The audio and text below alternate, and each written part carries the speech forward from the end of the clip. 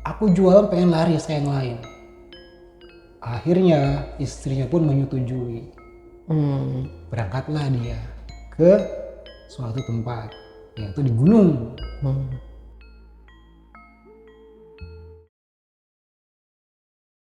Oke, assalamualaikum warahmatullahi wabarakatuh. Salam sejahtera bagi kita semua. Balik lagi di podcast channel bareng Boyeng.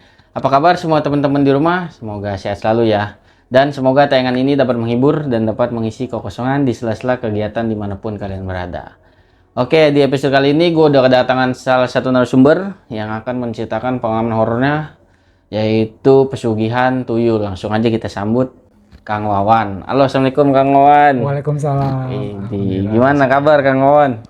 Baik, sehat walafiat. Oke, Kang Wawan jauh-jauh dari Bogor nih. Iya. Kang Wawan dilihat-lihat dari sosmednya ini ya punya apa namanya kegiatan nyanyi-nyanyi di kampung ya. Iya, saya punya channel YouTube istri. Oh iya gitu. Iya.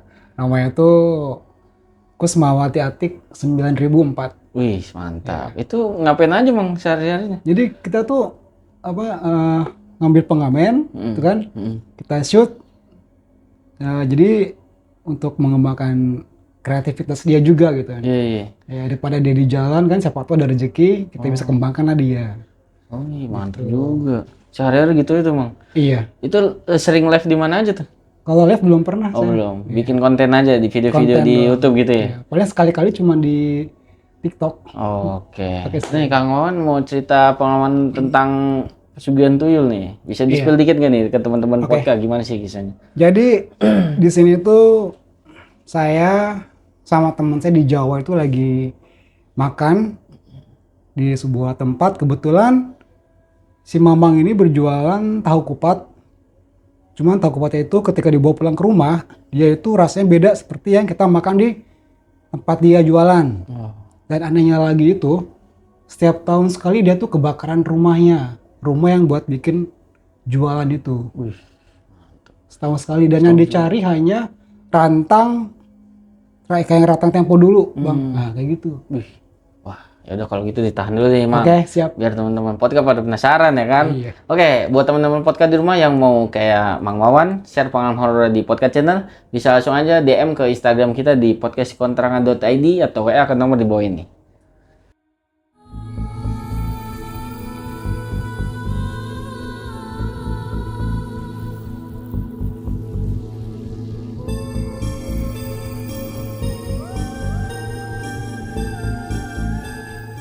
Oke, teman-teman podcast, apakah kalian sudah siap menghadapi dunia tak kasat mata? Berikut kisah selengkapnya.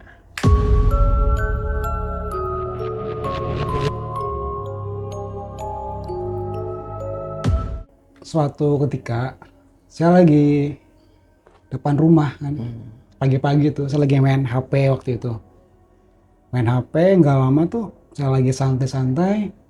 Biasa ada pengangguran kan awalnya. Iya. Ngopi atau apalah gitu kan. Nggak lama tuh handphone nyala, saya angkat, ternyata teman saya yang di Jawa kan. Saya angkatlah dia. Assalamualaikum, Mas, ada apa kok tuh main telepon saya bilang. Mas Wawan, lagi apa di rumah? Saya lagi santai-santai aja. Udah kerja belum? Belum kerja saya. Ya wis, ke Jawa aja sini. Kata saya tuh, ya gimana mau ke Jawa, saya ongkos aja nggak ada, katanya. Ntar tak kirim, kata dia.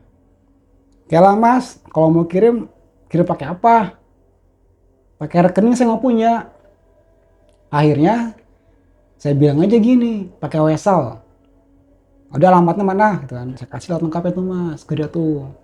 Dikasih, nah udah seminggu kemudian datang tuh Wesel ke rumah.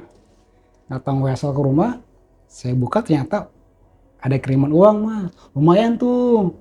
Waktu itu dia kirim 1.500.000. Saya telepon, Mas, ini uangnya sudah sampai, tapi belum saya ambil di kantor pos. Udah gitu, saya berangkat tuh ke kantor pos buat ambil uang kan. Saya ambil uang, saya cairkan, sekalian saya cek ke Pulbis. Saya berangkat ke Pulbis pakai angkot waktu itu. Saya pakai angkot sampai di Pulbis, saya cek kan. Kalau ke Jawa berapa gitu. Tapi nama kota nggak saya sebutin ya. Ya. Sekian kata dia. Jadwalnya kapan? Jadwalnya 3 hari lagi jam 7 malam. Oke lah kalau gitu. Mau pesen tiketnya sekarang apa nanti, katanya jaga loket tuh. Saya bilang sekarang aja lah sekalian. Ya, saya bayar tiket itu. Saya pulang ke rumah. Pulang ke rumah beberapa hari kemudian yang ditentukan, saya berangkat. Pakai bis malam. Di tengah perjalanan tuh saya ada berangan-angan. Wah enak kayaknya nih gitu ya. Tinggal di Jawa gitu kan ya. Terus udah gitu di perjalanan juga kan nggak begitu padat, pada umumnya sepi gitu. Iya. Nah akhirnya sudah sampai di terminal bis Jawa itu, saya telepon lagi, Mas, ini saya sudah sampai nih. Oke, Pak Wawan nanti saya jemput ya. Saya pakai motor, tunggu aja paling juga sekitar 30 menit. Ya, saya tunggu. Saya tunggu tuh malam-malam tuh. Saya tunggu dia. Nggak lama terdengar suara motor dari jauh, motor. Nah, ketemu saya di situ sama teman saya. Ngobrol, Pak Wawan gimana perjalanannya? Enak tah? Saya bilang ya enak-enak aja. Saya bilang kan gak capek kan ya. Akhirnya ya udah ikut yuk pulang ke rumah. Ya udah. Saya naik motor berdua, dia cerita. Nanti kalau udah pulang ke rumah saya, nginap, besok harinya kita makan. Yang pernah saya bilang dulu tuh di Kupat Tahu. Kan Pak Wawan penasaran kan? Iya, saya pengen tahu. Katanya kan kata Mas enak kan ya? Iya. Ya udahlah nanti kita sana. Akhirnya saya sampai di rumah teman saya itu, saya disuruh tidur. Oh nih kita udah sampai rumah. Kamar Pak Wawan di sini ya. Tidurlah dulu, nanti kita makan. Saya tidur di situ. Tidur karena capek kan ya. Akhirnya udah tidur, keesokan harinya badan udah segar, udah fit lah gitu. Si teman saya ini dia kerja. Dia bilang gini sama saya, Pak Wawan di sini dulu, saya mau kerja dulu. Siapa tahu tuh ada lowongan kerja, ikut Mas saya kerja. Ya udah. Ntar pulang kita makan ya. Dia kerja. Nah, ketemulah tuh kira-kira jam makan siang dia. Pulang ke rumah. Ya kan kerjanya di kerja bangunan. Mandornya di kebetulan tuh. Wan, nih kita ada waktu nih. Kita makan dulu. Ayo. Kemana makannya? Ke sana, Kupat. Dia bilang, oh Kupat. Oke lah siap. Saya makan. Dan terus pakai motor sama dia. Dari kejauhan saya lihat tepatnya yang mana gitu kan ya. Kok rasaan jauh gitu. Memang lokasinya itu temen saya ini sebetulnya dia itu di perkampungan terus jalannya pun juga agak jalan-jalan tanah-tanah gitu. Masih ada batu-batu gitu. Lokasinya tuh dia. Terus jalan, ternyata untuk menuju lokasi yang saya maksud itu jauh sekali. Mas, mana? Kok masih jauh ya? Iya, jauh. Saya sabar. Udah masuk kota, saya pikir, oh mungkin tempatnya mewah kali ya gitu. Kayak di tempat-tempat kayak rumah yang mewah gitu lah gitu. Terus saya lihat dari kejauhan, tokonya yang mana? Kok belum ada juga? Terus di ujung sana sepertian kayaknya itu kali ya yang mewah. Bukan Pak Wawan, sebelahnya. Karena si bapaknya tuh jualannya di sebelahnya. Tapi dia dengan gerobak tua. Gerobak tua yang lusuh gitu ya. Terus pakai terpal ya. Di pinggiran ada apa? Ada meja kecil. Kayak pedagang kaki lima lah gitu. Nah, kayak gitu dia.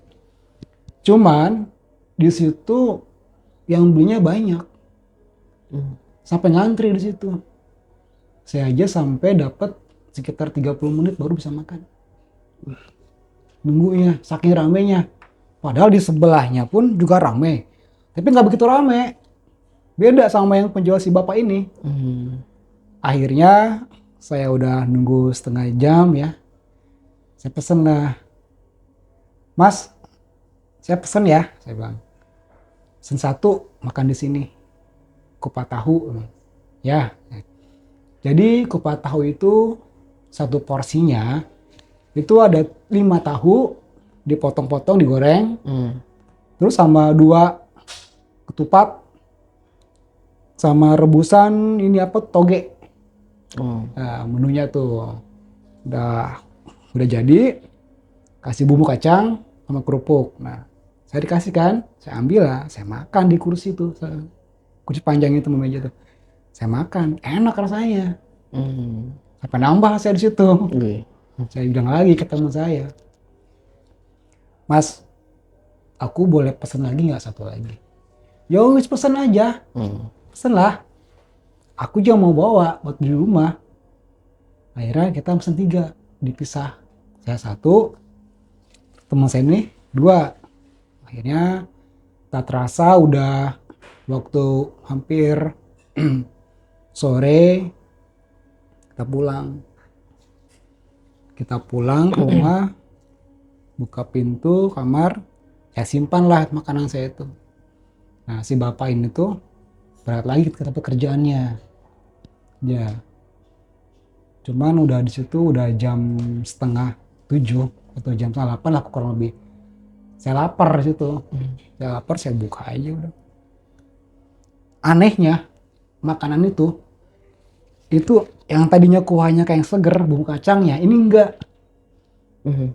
Pengen tau nggak baunya kayak apa? Oh, berbau dia. Berbau. Baunya tuh bau apa tuh, bau amis sama dengan bau basi dicampurin kayak gimana tuh. Anehnya gitu. Akhirnya karena saya saking lapar, saya makan dikit. Rasanya nggak enak. Bayangin coba, bau basi berlendir, bau amis. Gimana coba? Hmm. Pasti orang kalau makan nggak nafsu kan? Iyalah. Iya pasti, aku sama gitu. Cuma karena saking laparnya, aku makan dikit aja udah. Makan dikit, aduh nggak enak nih saya bilang. Tapi saya makan malam habis juga. Ya kepaksa lah. Oh. Udah lapar. Hmm. Ternyata setelah si teman saya pulang dari kerja nih, istrinya pun makan itu nggak habis, bahkan dibuang. Hmm. Apa ya? Saya nanya ke si ininya, ke istrinya kan, Hmm. Mbak, itu makanan yang tadi dibeli sama si Mas enak nggak? Enak dari mana? Rasanya kayak gitu, bau amis, berlendir, bau basi lagi. Hmm. Kan belum lama itu Mbak. Iya, tapi bau begitu. Yang Mas Wawan gimana? Sama, saya juga. Oh gitu toh. Iya. Terus yang Mbak dikemanain? Saya buang, nggak saya makan. Hmm. Nah, dari situ ada kabar nih beberapa hari kemudian. Wawan kita kerja yuk. Gimana kerja? Tempat aku lah. Dia bilang. Kan aku nggak bisa apa-apa. Ntar tak ajarin. Dia bilang, kamu mah ikut-ikut aja. Hmm. Jadi saya di sana makin lama. Di Jawa itu. Mestinya masih minggu, berbulan-bulan. Akhirnya saya kerja di sana Mas. Kerja, bantu-bantu si Mas. Nah pulangnya kita langsung ke rumah. Nggak jajan dulu. Nah jadi ternyata beberapa hari kemudian setelah saya kerja, itu ada kejadian di situ. Kejadiannya rumah yang biasa dia jualan itu kebakaran. Ternyata lokasinya dari tempat teman saya ini itu nggak jauh. Ada di kampung sebelah. Kenapa saya tahu? Karena warga situ bilang itu ada kebakaran di sana. Ternyata pas kebakaran di sana itu rumahnya nggak bagus, rumah biasa. Akhirnya saya cobalah ke sana. Saya coba ke sana, saya lihat benar kebakaran. Banyak yang habis. Keesokan harinya, yang bikin saya bingung tuh si pemilik rumah, si Pak D ini, katakan ya Pak D ini yang punya rumah itu, si penjual kupat tahu, dia naik ke atas, milih-milih gitu, milih-milih. Memang masih ada beberapa yang kebakar situ.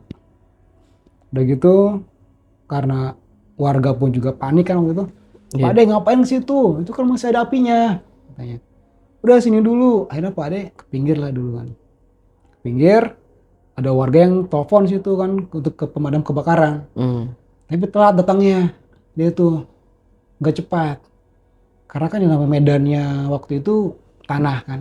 Oh. tanah, terus juga masih ada batu-batu. Akhirnya si pemadam datang, warga sama pemadam kebakaran ambil itulah apa tuh ngebersihin sisa-sisa yang kebakar, Oh. terus semprotin sama dia tuh. Nah keesokan harinya yang punya rumah itu dia naik lagi, dia kayak nyari sesuatu di situ. Dan nyari-nyari apa, terus saya pun juga karena penasaran saya lihat, saya sampai nggak masuk kerja gitu. Saking penasaran, namanya rumah kebakaran kayak gimana sih gitu kan. Saya lihat ada si Pak D kayaknya kenal nih, saya bilang, Pak D, ya ngapain di situ Pak D? Ini aku nyari rantang. Rantang apaan? Ya siapa tahu rantang saya tuh nggak kebakar. Ya udah saya bantuin ya, naik ke atas, ke atas rumah itu. Jadi rumah itu dia rumah ada sedikit dinding ke bawah. Jadi kita kalau mau ke rumah itu agak nanjak gitu, gitu kan, kayak tangga gitu. Saya tuh sambil cari-cari dia. Saya pun bantuin, Pak D cari apa sih rantang? Di mana ya rantang saya katanya. Mungkin misalnya Pak D di belah sana, coba cari. Dicarilah sama dia. Wah ini nih kata dia. Mas, rantangku sudah ketemu kata dia, kata Pak D tuh. Oh, ya udahlah syukurlah. Tapi anehnya rantang itu nggak kebakar hangus, nggak habis. Kan seharusnya hitam ya. Iya hitam. Ini enggak. Dia walaupun hitam, tapi digesek ini tuh Hilang. Tetap mengkilat dia. Jadi si rantang itu adalah rantang model yang zaman dulu, yang dari aluminium itu loh. Kebayang kan? Nah, kayak gitu. Warnanya apa, biru bukan? Apanya? Warnanya biru bukan? Bukan. Oh bukan. Putih aluminium. Nah kayak gitu dia. Akhirnya si bapak itu ketemu nih, dia bawa, ya aku juga langsung pulang kan situ. Pak De aku pulang dulu ya. Terus Pak De gimana nih? Masih jualan nggak? Gak tahu, saya mau jualan juga modalnya nggak ada. Kok gitu? Saya cari modal dulu lah Pak De lah. Ntar saya kesana lagi gitu. Akhirnya saya pulang. Nah udah gitu, udah pas pulang keesokan harinya, beberapa hari kemudian gitu kan ya, itu ternyata si bapak itu, si Pak Ade tersebut, dia membangun rumah di kampung sebelah. Jadi dia itu punya 2 rumah ternyata. Rumah yang pertama yang kebakaran itu memang dipakai buat dia kayak menyiapkan masakan buat jualan. Rumah utamanya rumah singgah dia. Nah rumah yang utama ini kenapa kebakarannya itu kok nggak sampai ke sebelah kanan kiri gitu kan? Saya pun bertanya di situ, kok kebakaran tapi kenapa nggak ngeramat kanan kiri gitu? Kan seharusnya kalau kebakaran itu kan seenggaknya di kanan kena kan imbasnya, terus kiri pun kena, tapi ini enggak.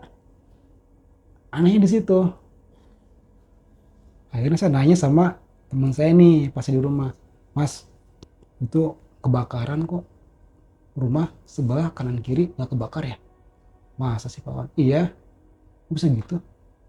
Aku juga tahu, kata dia. Bingung.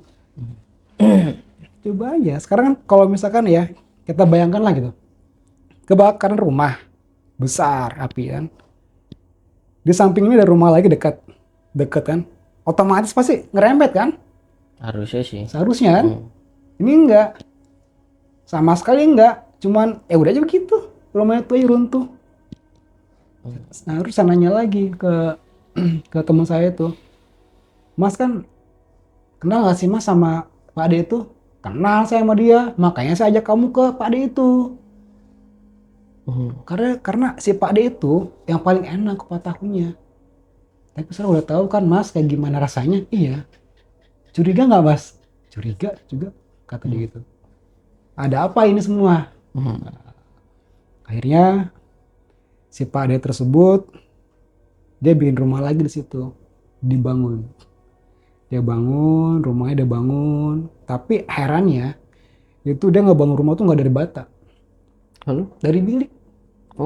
Dari bilik bambu. Jadi dia bikin kotak, pinggirnya bambu, pondasinya bambu. Enggak apa namanya? Ini nih tiangnya deh dari bambu gitu ya.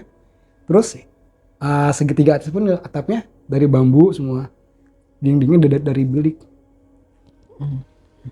Kayak bikin semi lah ya. Iya, Semi permanen. si pernah kayak gitu. Nah udah gitu, si Pak D ini suatu ketika karena dia nggak ada modal, dia jalan keliling kampung. Cuman yang bikin saya heran itu dia kalau jalan itu tangannya ke belakang, agak bungkuk dia jalan. Oh. Kayak Kayak gendong. iya, Hmm. kayak gendong itu gini nih, bungkuk dia tuh. Kalau saya kan mau berpikir, oh mungkin Pak D pegel kali ya, gitu. Tapi jalannya kayak yang berat mah, Hmm. nggak lincah gitu, berat jalannya, makanya kayak yang berat saya perhatiin. Kok kayak yang berat saya bilang. Saya tanya, kebetulan dia lewat depan rumah kan, rumah teman saya tuh. Pak D, mau kemana Pak D? Saya mau jalan-jalan dulu, Mas. Jalan-jalan kemana Pak D? Saya capek katanya dia bilang. Saya mau usaha tapi modalnya nggak ada. Atau ada modal? Dia bilang. Ya wis lah. Dia bilang. Stres ya kayaknya Pak D ya, pusingnya. Iya, yaudah. So. Dia jalan-jalan. Dia jalan itu di waktu sore, jam 3.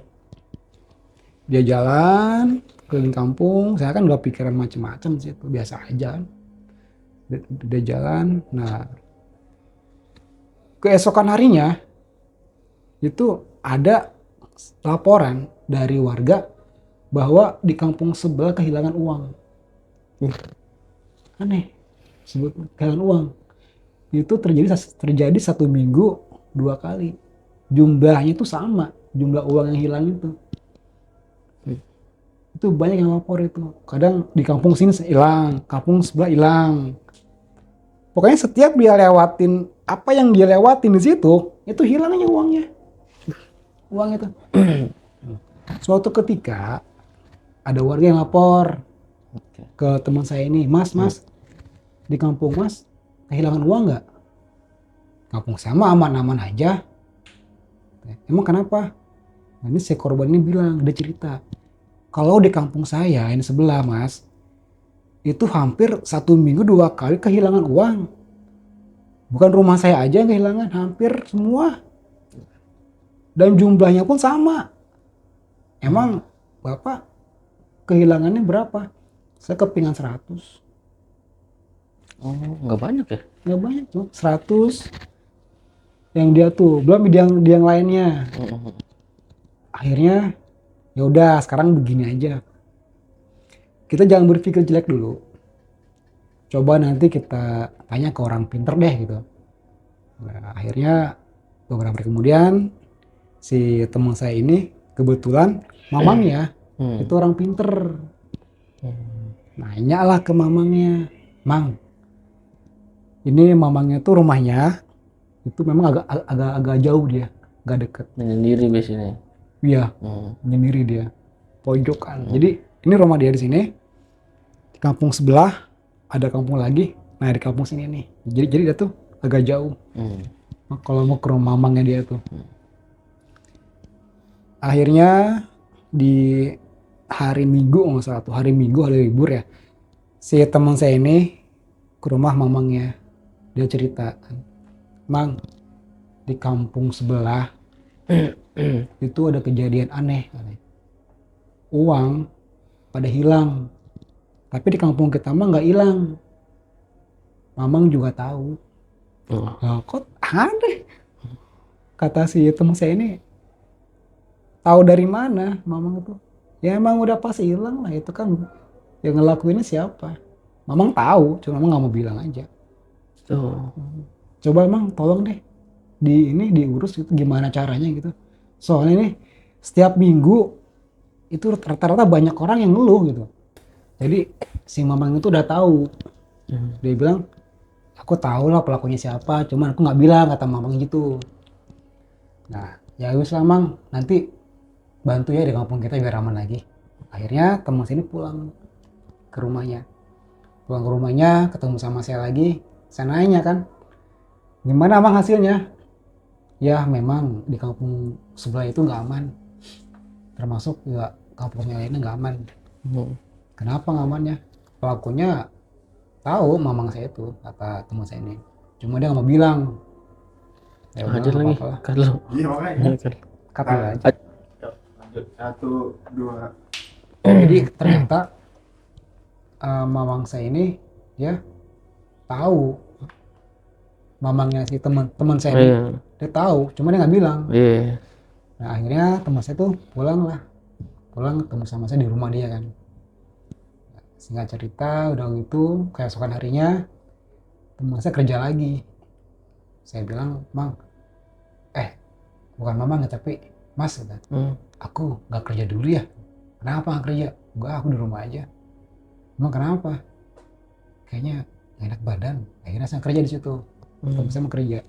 Nah, udah kehilangan uang itu, kan warga nih makin curiga nih ya. Makin gaduh lah gitu. Ini kenapa? Ini ada apa gitu. Akhirnya si teman saya ini udah pulang kerja, ada ngadu lagi orang situ. Itu kampung sebelah uangnya hilang banyak.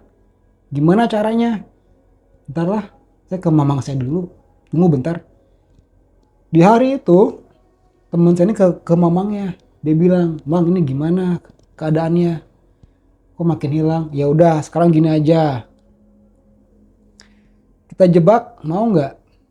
Gimana cara ngejebaknya? Kata teman saya nih. Cari kepiting, Oh, iya. kepiting sawah, tahu kan ya? Yang kecil-kecil tuh. Yuyu. Ya, yuyu. Iya. Nah, itu kan. Keyup. Nah, itu. Cari kepiting yang kecil, diikat, simpan di atas daun pintu. Kan ada gagang pintu tuh. Nah, simpan di situ, di bawahnya lingkarin pakai kapur atau apalah, simpan uang yang jumlah yang sama. Terus di samping ya, jangan lupa ada botol sisa bekas botol saus atau kecap gitu kan. Masukin kepiting kecil.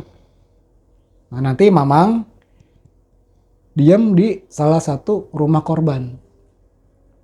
Nah, besoknya nih beberapa hari, 3 hari atau 4 hari kemudian, dicobalah cara itu sama warga tuh. Dicoba, dia ngambil kepiting, simpan, terus dia ngambil uang yang jumlahnya sama, simpan di lantai, dilingkarin pakai kapur gitu ya. Terus sama botol kecil yang bekas saus atau kecap lah apa gitu ya. Masukin kepiting. Nah, kali ini kejadiannya tuh malam, Bang. Malam dia tuh. Nah, kebetulan malam itu memang karena warga itu udah kompak, sepi ada di situ. Penduduk itu sepi. Pengen tahu kan. Nah, hanya ada menyisakan 1 orang di dekat jalan yang biasa dia lewat. Entah dia lagi ngopi atau lagi ngobrol atau lagi apalah gitu kan. Nah, kebetulan Pak D ini lewat. Pak D ini lewat. Nah, yang ngelihat itu lapor. Kan belum waktu itu zaman HP biasa lah gitu ya. Nah, dia lapor pakai handphone dia ke si orang pinter ini, mamang teman saya ini. Yang isinya tuh, Mang, orangnya udah lewat nih, siap-siap. Akhirnya mamang saya diam di rumah salah satu korban. Si Pak D ini lewat. Nah, kebetulan si tuyul itu masuk rumah yang ada si orang pinternya ini. Diintip lah sama si pemilik rumah. Memang pertama nggak kelihatan, cuman kayak ada bentuk-bentuk gimana gitu loh. Kayak ada asap-asap gitu, bentuk-bentuk nggak lama padat kan bentuknya. Dia padat, si tuyul tersebut kelihatan lah bentuknya. Kupingnya panjang, pendek, terus warnanya putih, kayak pakai pempas gitu lah ya. Kain gitu. Kayak kain gitu di bawahnya nih, pinggang gitu. Nah, udah gitu dia bertaring sini tuh. Serem. Diintip tuh, wah bentuknya ada, tapi dia nggak bilang kan, bentuknya ada gitu. Akhirnya ya main kepiting gitu kan. Memang si tuyul ini entah fakta atau mitos, dia itu kan lebih cenderung tuh kalau main kan ke kepiting kan. Iya. Ya kan? Pernah denger sih. Denger kan? Nah, dia main-main itu, akhirnya dia lupa tuh sama uangnya itu yang dibawa tuh, saking dia senangnya main gitu kan. Main ke kepiting gitu. Nggak lama dia lihat si tuyul itu di samping ada botol, ada kepitingnya. Masuklah dia ke situ, berupa asap ya. Masuk ke situ, si orang pinter dari jauh ngeliat, dia lari, dia tangkap. Dia tangkap, tutup. Ada botol. Emang kalau dilihat gini kita tuh nggak akan kelihatan, Iya. kan goib kayak gitu. Tapi kalau misalkan diperhatiin, itu ada bentuknya, jadi kayak asap kecil ya, jalan-jalan di asap kecil itu. Jalan-jalan ya di bawahnya tuh. Udah gitu, keluarlah dia tuh sama temannya, sama si korban ini kan. Ini udah dapet nih tuyulnya, mau dikemanain kata rumah yang ini. Ya udah kita tanya aja ini siapa sebenarnya, pengen tahu supaya nggak jadi fitnah kan gitu. Iya. Akhirnya sama orang Peter ditanyalah si tuyul ini kan, kamu anak siapa, kamu dari mana? Kata tuyul, saya anak Pak D. Pak D mana? Kan di sini banyak Pak D itu. Nah kata dia, yang jual ini bukan, yang jual kupat tahu bukan? Iya kata tuyulnya. Akhirnya di malam itu juga berserta warga setempat ke rumah itu, ke rumah Pak D. Tapi kita ke rumah Pak D-nya bukan kayak tempat jualannya, tapi kampung sebelahnya lagi. Oh iya, yang Yang rumahnya rumah satu besar lagi ya. itu. Karena kan waktu itu dia, waktu pas kebakaran, dia nggak bangun rumah lagi. Jadi rumah dulu tuh dibangun sama dia, biar mewah. Nah, kita beserta warga ke rumah Pak D yang mewah ini. Datanglah kita ke sana. Tok tok tok tok. Assalamualaikum. Bu, Pak D-nya ada. Siapa ya? Ini saya bu, dari kampung sebelah. Tok tok tok. Ya bentar. Dibukalah, ternyata istrinya ketika buka pintu, diperhatiin mah, itu udah kurus banget. Kurus banget istrinya tuh. Kayak lebih tua. Rambutnya panjang kan gitu. Terus kata si orang pintar bilang gini, Pak D-nya mana? Pak D-nya udah nggak ada. Kemana? Nggak tahu, kabur. Lah kok kabur?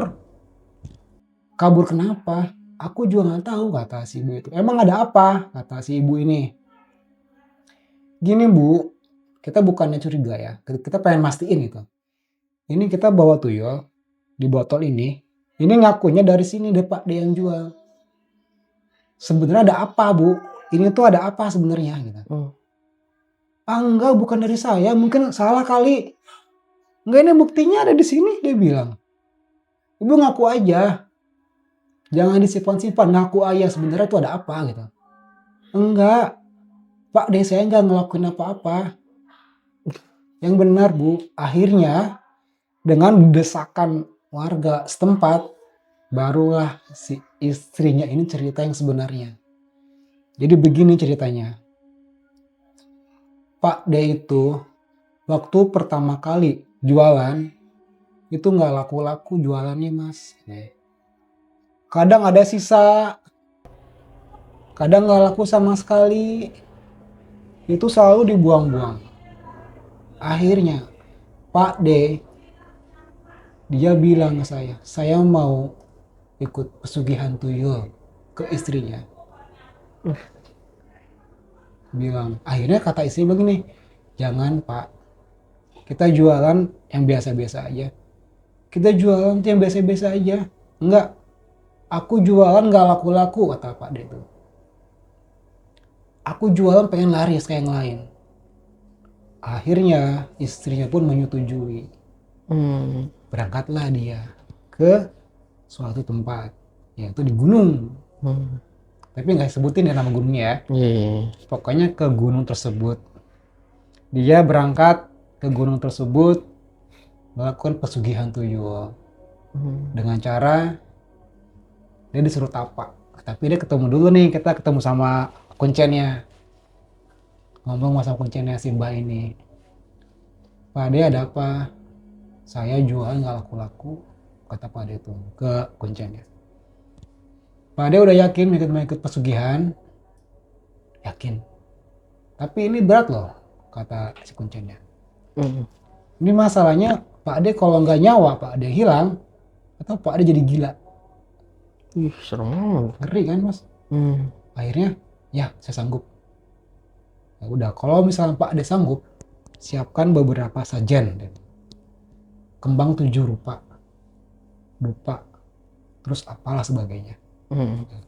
Dia pulanglah Pak Ade itu ke istrinya, cerita sama istrinya, harus ada ini.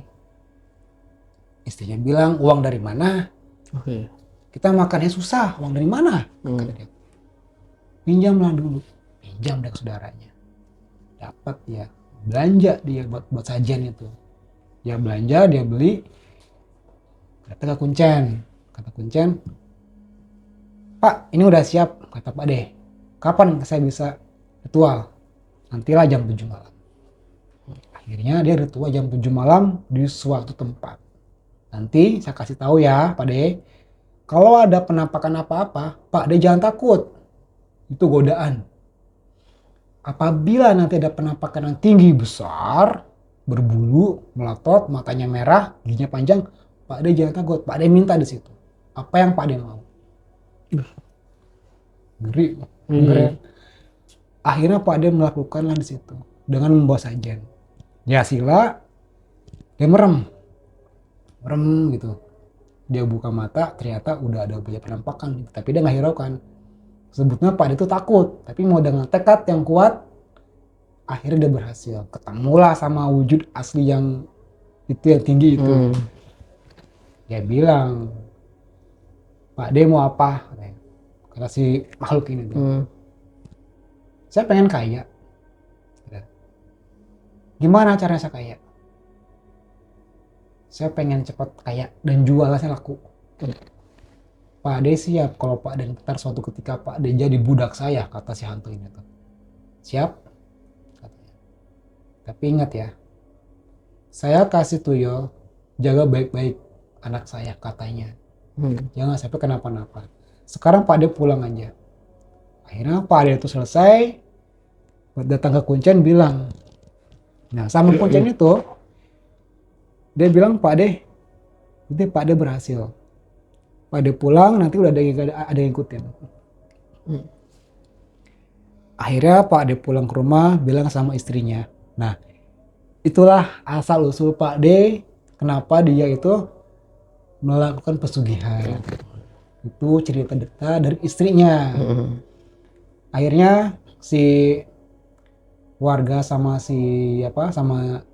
teman-temannya gitu ya, sama si yang ngobatin ini bilang gini, saya boleh masuk nggak ke dalam rumah? Mau apa? Nggak, saya pengen lihat aja, pengen tahu ada apa di rumah ini. Itu 2 lantai rumahnya, lantai bawah, lantai atas. Akhirnya diizinkanlah masuk.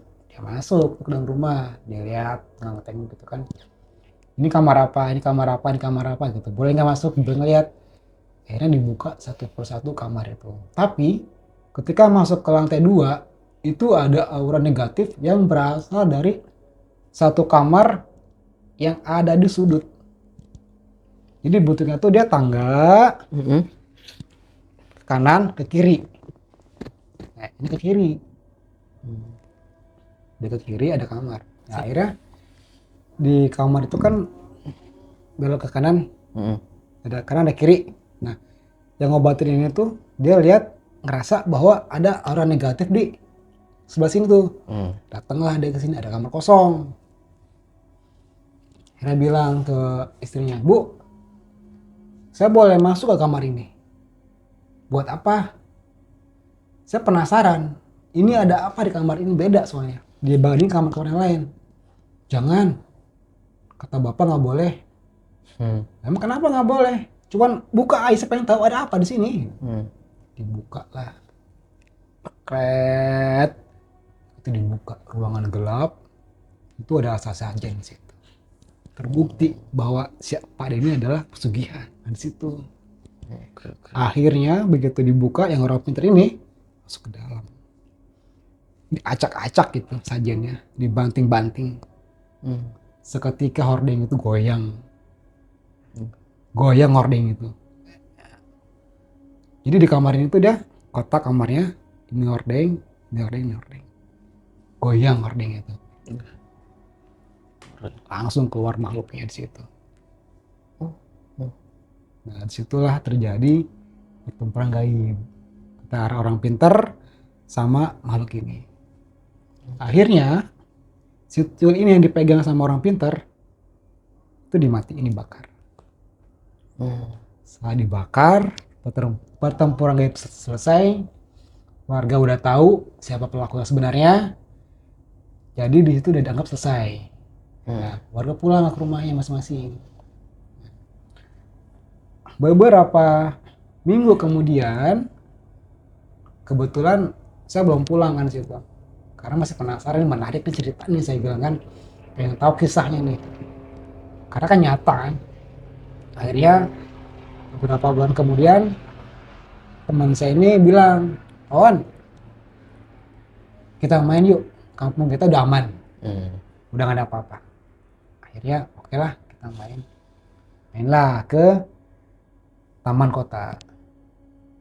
Udah main ke taman kota, kita pakai motor, sambil cerita-cerita gitu kan. Enak ya sekarang kampung kita aman, nggak kayak kemarin-kemarin nih. Terus Pak D juga nggak tahu nih di mana nih. Ya tuh.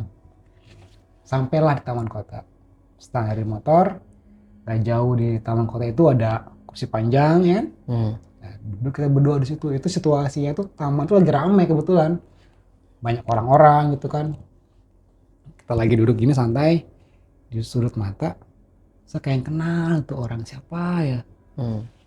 Terus saya bilang ke teman saya tuh, Mas, itu kayaknya kenal ya. Mana tuh?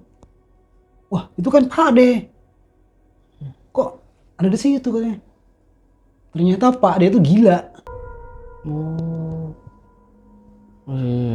Dia itu nggak pulang ke sana, nggak pulang ke rumahnya. Ternyata dia tuh kabur terus gila. Oh, kasihan banget. Terus akhirnya samperin lah, Pak D masih inget nggak? Dia diem, tatapan mata kosong. Dia cuma bilang gini, uang tuyul, ambil. Diem, nangis, ketawa dia. Udah gila betul itu. Kok Pak D begini ya sekarang? Kan ingat kan Mas, dia kan pesugihan. Inilah akibatnya gitu. Karena kemarin waktu kita kesana, kita kan udah acak-acak kan. Akhirnya si tuyul kan dibakar, otomatis balik ke dirinya sendiri kan. Jadi lagi gini gila deh. Ketika saya bilang langsung, ya udah Mas, sekarang mah maafin aja lah, kita pulang aja. Kita pulang. Beberapa hari kemudian, saya pengen tahu nih sama temen saya nih, Mas, kita main ke rumah Pak Deyu yang mewah itu. Siapa tahu si ibunya masih ada. Mungkin lebih sehat kali si ibunya. Ketika saya sama Pak D pakai motor ke kampus sebelah, itu rumah yang tadinya mewah itu nggak ada, runtuh. Hanya misalkan sisa-sisa bangunan gitu aja. Saya nanya lah sama warga, gue mau nanya, ini Pak D kemana ya sama istrinya? Kalau Pak D-nya gila atau? Terus istrinya kemana? Istrinya nggak tahu kemana. Rumahnya nih kok gini? Ini kebakaran. Jadi gini Mas, waktu kejadian itu, waktu digerebek sama warga, 3 hari kemudian rumah ini kebakaran. Kok bisa gitu? Nggak tahu. Tapi yang saya dengar, kebakarannya tuh aneh gitu. Ada yang bilang dari kompor gas, ada yang bilang dari tiba-tiba, entah dari mana sumbernya. Itu kebakaran aja udah semua. Sampai habis. Dan dipadamin juga nggak bisa. Disiram pakai air bukan makin surut, makin besar. Akhirnya habis lah rumahnya. Di situ. Nggak ada sisa sama sekali, nggak ada. Nah terus rantang Pak D kemana? Nggak tahu. Keluarga. Akhirnya dengan saya sedikit kecewa gitu ya. Ya udahlah kita pulang aja deh. Pak D udah nggak ada, udah kurang sehat gitu. Terus istri aku juga nggak ada. Akhirnya saya pulang ke rumah teman saya mikir dari situ, kok bisa ya kejadian kayak gitu. Nah, di sini cerita selesai. Oke. Ya. Jadi pada dasarnya Pak D itu udah gila, istrinya nggak ada kemana, Oke. bangunan punya daur runtuh, Hmm. dan Pak D pun nggak jualan lagi. Berarti sebenarnya kayak gitu mah nggak ada untungnya ya. Nggak ada untungnya sebetulnya. Di awal awal aja tuh emang ya. Awalnya doang, bener. Awalnya kita enak, akhirnya Kalau kayak gitu udah pasti jadi ininya dia ya, budaknya dia nantinya ya. ya kalau yang saya tahu sih rata-rata begitu. Kita kalau nggak gila, kita meninggal, tapi meninggal itu yang saya tahu ya kita meninggal. Tapi kita emang nggak tahu kemana gitu. Mungkin dicabut terus ke alam goib, ke alam dia lah gitu. Yang saya dengar sih gitu. Iya sih, saya juga pernah dengar kayak gitu. Jadi kayak belum waktunya dia meninggal ya. Belum waktunya kayaknya dia dipotong setengah usia dia. Ngeri sekali ya. Ngeri mas itu. Terus kalau kayak korban-korban yang di daerah situ setelah tahu aslinya itu si Mamang siapa? Mamang itu Pak D ya? Pada itu. Pak D itu pesugihan, pas dia ngeliat udah kurang waras gitu gimana tuh? Ya. Jadi ketika warga tahu dia itu jadi nggak waras. Kan dia kan sempat pergi ya, si Pak D pergi pas digerebek itu kan. Iya. Nah, akhirnya ketemu dia tuh salah satunya kan. Iya. Ketemu si Pak D itu di jalan ternyata udah nggak waras. Udah nggak waras ya. Terus respon dari keluarga-keluarga di kampung gimana tuh? Kalau warga di kampung sih dia memaklumi dah, maafin aja. Oh udah kayak gitu aja, ikhlas lah ya. Yang penting kita udah tahu siapa pelakunya, ya udah ikhlasin aja. Aman lagi, itu aja sih.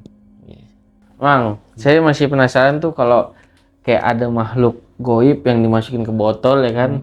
Iya makhluk goib kan bisa maksudnya bisa ngapain aja gitu ya kan. Ibaratnya dia pengen apa aja jadi kan. Nah itu udah dimasukin ke botol, kenapa nggak bisa keluar Mang? Ya.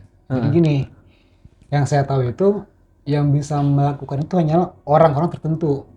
Oh. Misalnya saya nih, saya kan kalau misalkan ada makhluk dimanapun, saya tarik nggak akan ketarik. Karena saya nggak ada ilmunya kan. Oh iya sih. Tapi kalau orang itu berilmu, dia tarik masukin ke botol, dikunci, ada doanya. Jadi hanya orang-orang tertentu aja, kalau orang biasa kayak saya gini nggak bisa. Jadi lebih ke dikurung ya dia di situ ya. Iya, jadi nggak bisa ngapa-ngapain. Nggak bisa. Oh. Tapi dia ditutup di atas itu dikasih tutup lagi. Nggak asal tutup gini aja nggak. Tutup, dikunci pakai botol gitu. Yang pasti ada doanya. Berarti sebenarnya setan-setan gitu masih bisa dibantai ya? Bisa. Karena kan dimusnahkan, dimatiin bisa berarti? Bisa. Karena kan ini benar atau bukan itu ya yang saya maksud itu kan saya sempat belajar juga waktu zaman Nabi Sulaiman alaihissalam, ya kan? Itu dia kan pernah membakar jin, membakar jin. Nah berarti kan udah ada sejarahnya bahwa jin itu bisa dibakar. Iya. Nah, itu saya tahu kayak gitu. Iya sih benar. Dulu zaman dulu emang kayak Nabi Muhammad juga pernah lempar batu, ya kan ke jin apa tuh saya lupa sih kisahnya emang banyak sih kayak kisah-kisah sahabat tuh yang ngebantai setan ya emang ada sih dulu. Berarti emang bisa lah ya kita bantai nanti kalau itu nggak usah takut-takut lah ya. Oke. Terima kasih banget buat Mang Wawan yang udah mau share pengalaman horor di podcast channel. Terakhir ada pesan dan kesan nggak nih buat teman-teman podcast di rumah nih? Ya. Assalamualaikum warahmatullahi wabarakatuh. Waalaikumsalam. Ya.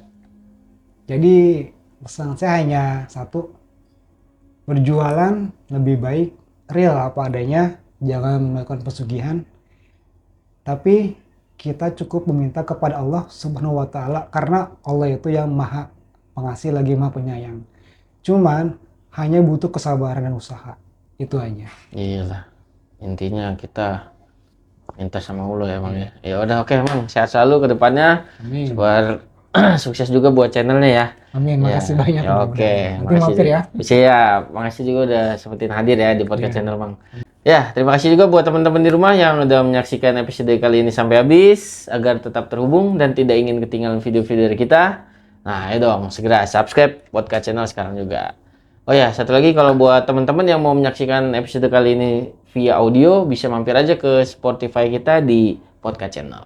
Oke Mang, akhirnya kita sampai di ujung acara nih. Paling gua Mang Wawan dan tim izin pamit undur diri. Sampai jumpa di episode selanjutnya. Assalamualaikum warahmatullahi wabarakatuh.